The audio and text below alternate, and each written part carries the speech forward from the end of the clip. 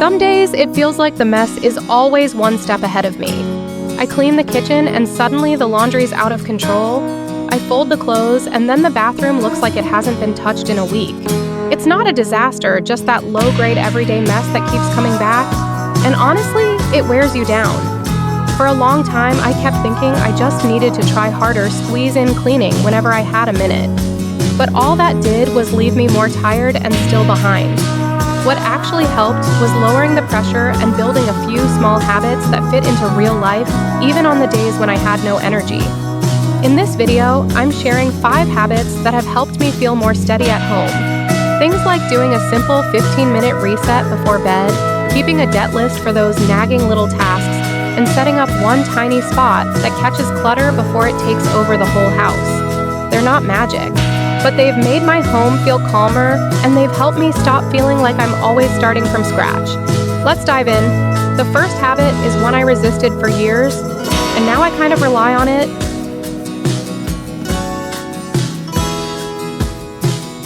Let's start with the first habit, the one that helped me stop feeling like I was always losing in my own home. There are seasons where every time you look around your house, you just want to switch off the lights and pretend you don't see anything. It's not that you don't care, it's that your mind is already full, unread emails, a sick child, a message from the in-laws, a bill you haven't paid yet. In moments like that, forcing yourself to keep the house as clean as usual is basically pushing yourself into a corner. The trap so many women, including me, fall into is this: before I used to keep the house like this, so now I have to keep it like this. If I can't, it means I've gone downhill. But your life now is nothing like before. Your job is different, your health is different, your kids are older, or there are more of them. Your mental load is heavier. The only thing that hasn't changed is your standard. So every day there's that little voice in your head, you can't even handle your own home. Instead of dragging yourself back to that old standard, try something very simple.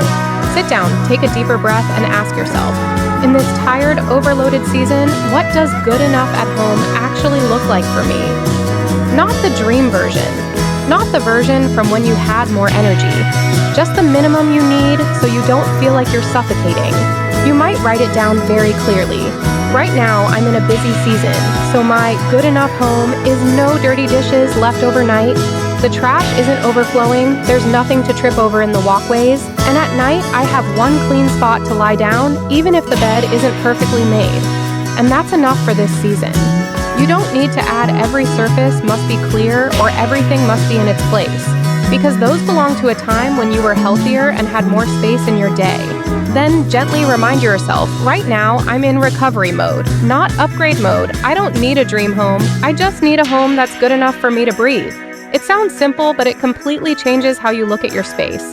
There was a time when I demanded my home always look fresh, the living room had to be empty and clear, nothing allowed on the kitchen counters, the bedroom always tidy, laundry folded right away. Every week, there was at least one day when I just shut down and did nothing because everywhere I looked felt not good enough. Those nights usually ended in tears or me curling up and checking out. Then I tried doing it differently. I picked just 3 things for my tired season: no dirty dishes left overnight, no overflowing trash, and no clutter blocking the walkways. The rest I allowed. The sofa could be messy, the bedroom could be less than tidy, the bathroom might not be scrubbed perfectly. At first, seeing those unfinished corners drove me crazy. In my head, I kept hearing, "You never used to be like this." But after 2 or 3 weeks, I began to notice a shift. I gave up less often because I wasn't demanding so much of myself in one day. I beat myself up less because every day I could say, at least I did one thing I promised myself. And the funny thing was, once my mind stopped chanting, "You're failing," I actually had a little extra energy, and I used it to tackle a few small things beyond those 3. When I lowered my standard to match my real capacity, I didn't become lazier. I just stopped feeling wiped out all the time, and because of that, I actually did more. Because if the standard you set is way above your true energy level, no matter how hard you try, you'll always feel still not enough, still not good. But when you have a clear, honest definition of your good enough home for the season you're in, just reaching that level is enough for you to say, for today, this is enough. The rest can wait. That sentence sounds small, but it gives your brain permission to rest instead of turning on you.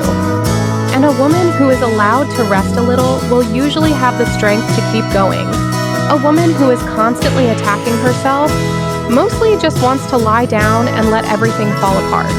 And it was exactly when I stopped forcing myself to be as perfect as before that my mind finally quieted down a bit. With that bit of quiet, I started to notice a different kind of mess. Not on the floor, but in my head, all the little unfinished tasks. Walking past a loose cabinet handle, a slightly torn curtain, a nail still stuck in the wall. Every time I'd think I'll fix it tomorrow, and tomorrow kept slipping by. That's when I needed habit 2, making a simple home task debt list so all those nagging things finally had a way out of my head. But if even at this very first step, resetting your good enough standard, there's already a loud voice in your head arguing with you, then tomorrow's video is one you really don't want to skip. I'm going to talk more about that guilt when your home doesn't match what you imagined, why it so easily turns into I'm a bad woman, I can't even manage my own house, and how I slowly loosened that pressure without throwing myself into extreme cleaning. If every time you see the mess you attack yourself before you even touch a single item, tomorrow's video is the missing piece I didn't have time to unpack fully today, it's one of those episodes you'll quietly thank yourself for coming back to.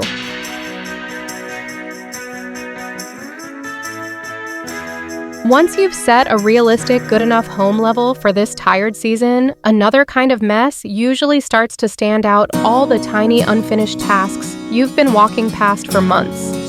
You know they need to be done, you see them all the time, but somehow they still aren't. The loose cabinet handle, the patch of peeling paint near the door, the nail still stuck in the wall, the flickering bathroom light, a slightly crooked shelf.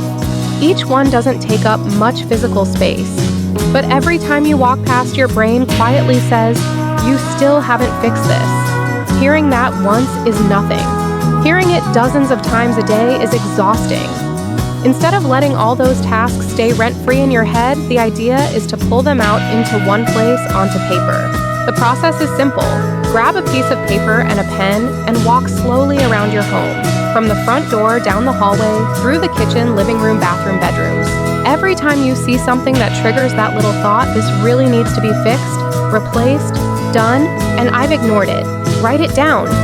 Don't overthink it. Don't rank it, just list it. This isn't your today to-do list. This is your home task debt list. The things you've quietly owed yourself for a long time. Your list might look like this. Tighten the loose kitchen cabinet handle. Patch the peeling paint by the light switch. Remove the old nail from the wall. Replace the flickering bathroom light. Stitch up the torn pillowcase glue. The corner of a drawer that's coming apart, label the spice jars. So you stop grabbing the wrong one. Just seeing everything written clearly on paper already takes some weight off. Instead of a vague cloud of there are a million things wrong in this house, you have a concrete list. Your brain doesn't have to hold it all anymore. Once you have the list, the key is not to attack it all in one day. If you think I'll wait for the weekend and fix everything at once, chances are high that weekend will come.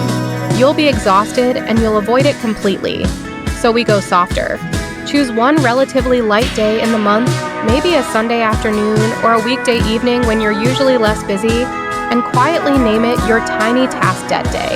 Just giving it a name helps your brain understand, okay, these jobs have a time and place. I don't need to shout about them every single day. On that day, you look at your list and pick one or two of the easiest, quickest tasks. That's it. For example, tighten the cabinet handle and pull out that old nail in the bedroom wall, then fill the hole. Get a small toolkit ready, a bit of filler or glue if you need it. Each task will probably take 5 to 10 minutes, maybe 20 at most. When you're done, put the tools away and stop. Don't, since I'm at it, might as well do 5 more things. The next time you walk past that cabinet or that wall, you'll notice a strange new feeling silence. Your brain doesn't whisper, still not fixed anymore. It just lets you walk by. That quiet is exactly the breathing room you've been missing. I remember most clearly the cabinet handle right by my front door. It was loose for almost 2 years. Every time I opened that door, I felt it wobble and thought, I really need to fix this. When I finally wrote it at the very top of my debt list and gave it 10 focused minutes on my tiny task day, I tightened a couple of screws. Closed the door, heard a firm little click. And honestly, I felt emotional. I'd carried that 10-minute job in my head for nearly 2 years, letting it poke at me every single day. This habit matters because so often what drains us isn't the work we actually do. It's the work we keep thinking about and never finishing. Every small task is an open tab in your brain. Every time you see it, that tab pops up again.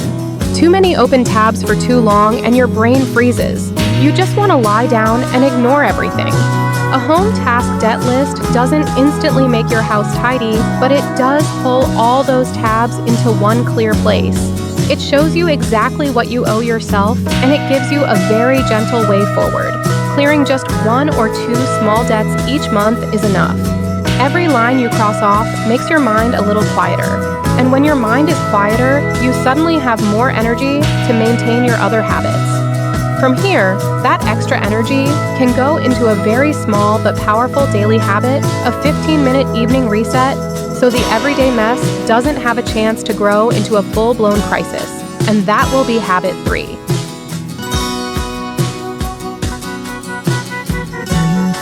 After a full day of running around, I know just hearing the words cleaning up at night can make you want to shut the laptop and pretend you didn't hear it.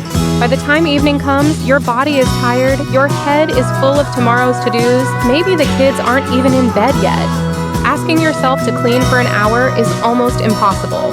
So you say, I'll do it tomorrow. Then tomorrow becomes the next day, and by the weekend you look around and think, how did everything fall apart this fast? What I realized is this. The house doesn't get messy because we never clean.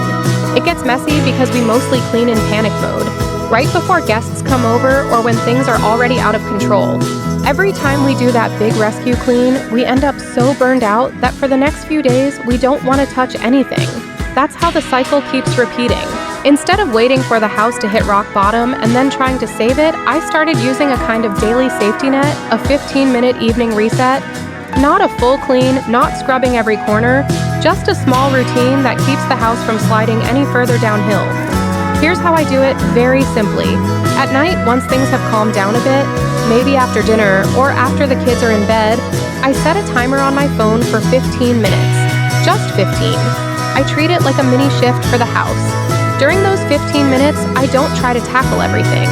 I only touch the 2-3 spots that cause the most chaos if I ignore them. The sink, dishes, rinse load, or wash the main stuff.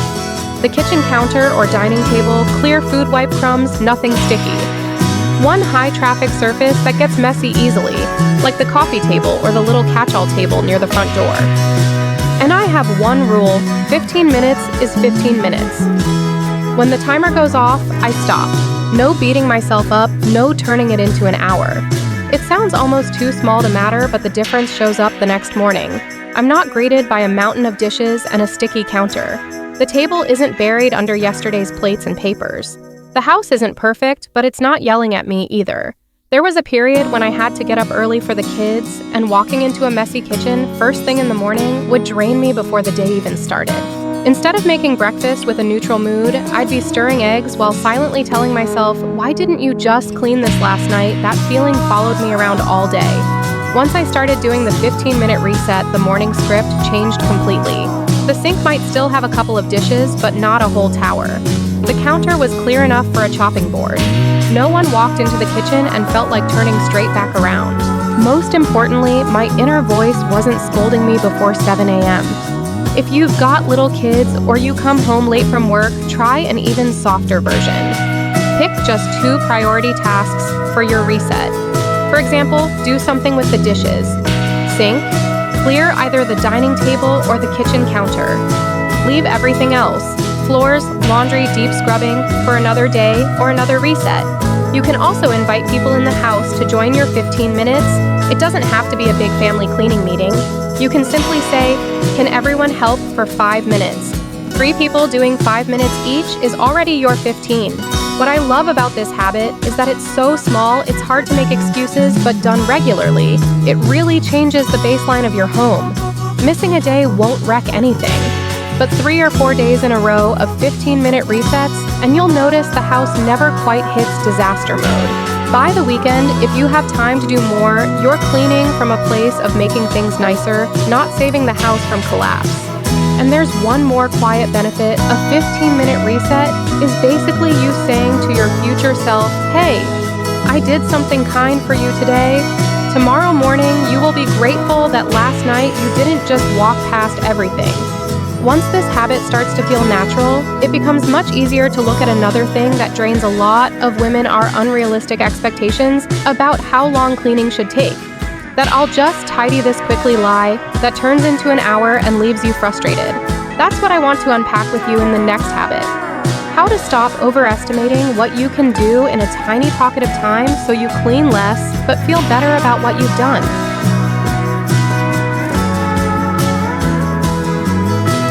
A lot of us fall into the same trap, me included, I'll just quickly tidy this lie.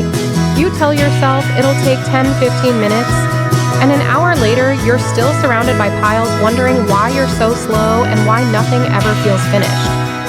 Most of the time, the problem isn't that you're bad at cleaning. It's that you're planning for a version of yourself that doesn't exist in real life.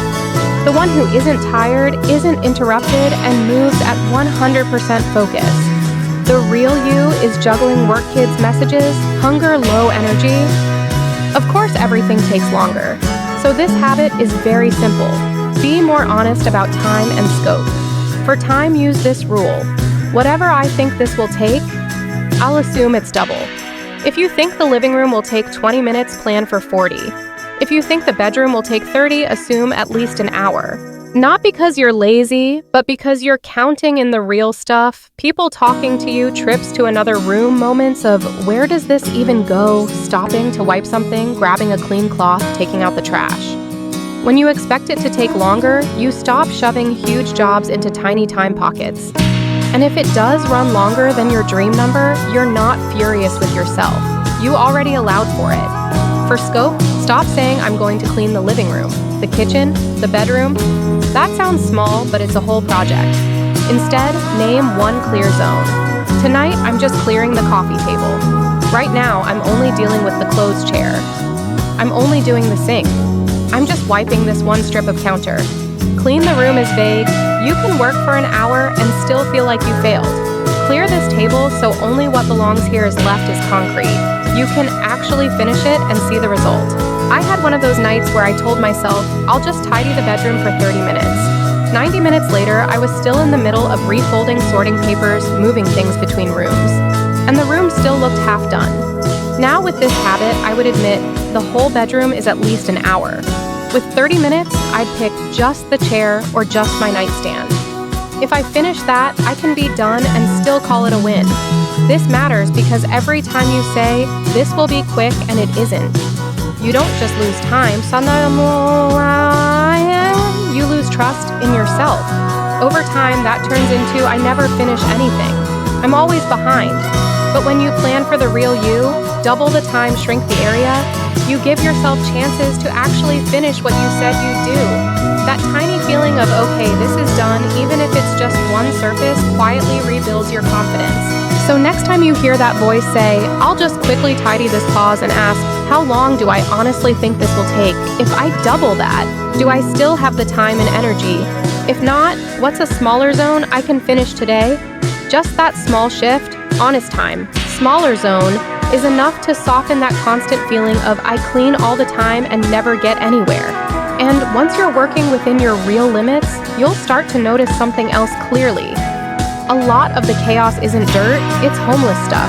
Boxes, bags, packages, random bits that don't have a place. That's what the next habit is for creating a simple holding zone and a gentle weekly rhythm so those things stop spreading all over your home.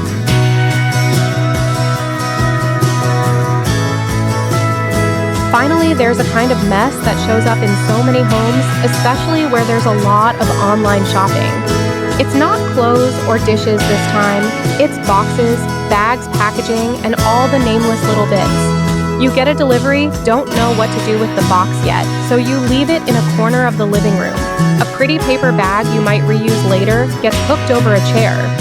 A few random items you haven't decided where to put yet land on a shelf. A day or two isn't a big deal. A few weeks, and the house starts to look like a storage room. What all of these have in common is they don't have a temporary home, so they just drift everywhere. Every time you see them, you don't know whether to deal with them right now or later, so most of the time you choose option 3, leave them there and feel annoyed. Instead of trying to make everything instantly perfect, I chose a much simpler way: give all those bits and pieces a fixed holding zone in the house plus one regular time each week to deal with them. It doesn't have to be pretty or fancy, it just has to be clear, unhandled random stuff. Goes here. The easiest way is to pick a spot that's not right in your face, but still easy to walk past a corner of the balcony, near the back door under the stairs, or a small shelf against the wall. Give it a simple name the whole house can understand, like processing corner holding zone, parking spot for boxes and bags. That name tells everyone things we don't know what to do with yet can't live all over the place they belong here. For example, I put a big basket near the front door. The rule is, all cardboard boxes, clean paper bags, plastic bags, packaging, go straight in there, not in the middle of the living room for a week.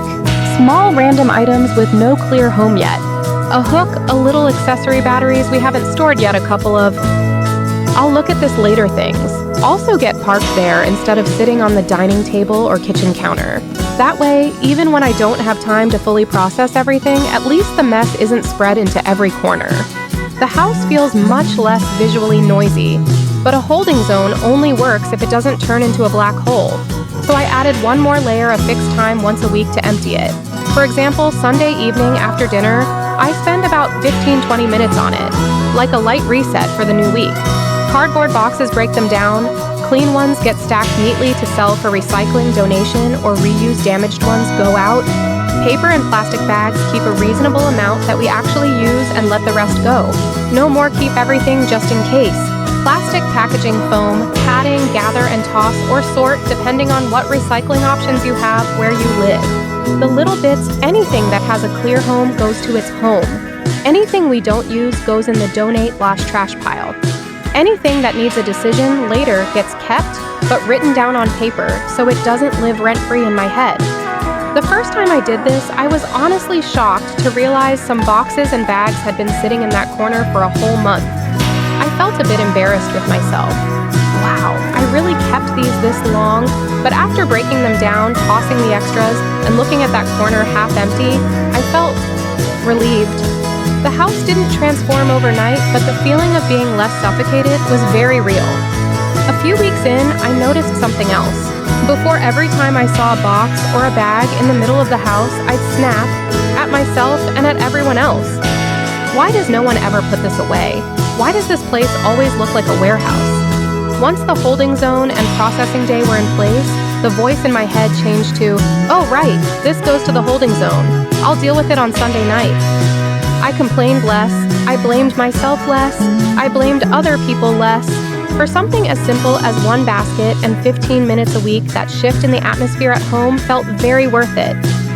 If you live with other people, partner, kids, parents, you can explain it very simply. Anything we don't know where to put yet or can't deal with right away, we park here. On this day, we will go through it. No need for strict house rules. Just repeat it gently a few times and people will get used to it. The goal is not to keep the holding zone empty all the time. The goal is to let random stuff gather in one place and for you to flush it a bit once a week. Instead of homeless clutter covering every surface and exhausting you, it has a small, contained home. The house still isn't perfect, but you feel more in control, and that there's stuff everywhere I don't even know where to start feeling calms down. And when those little things have somewhere to land and boxes and bags have a regular exit, you'll notice that all the previous habits, your good enough home standard, the home task debt list, the 15-minute evening reset, and being honest about cleaning time become much easier to keep going.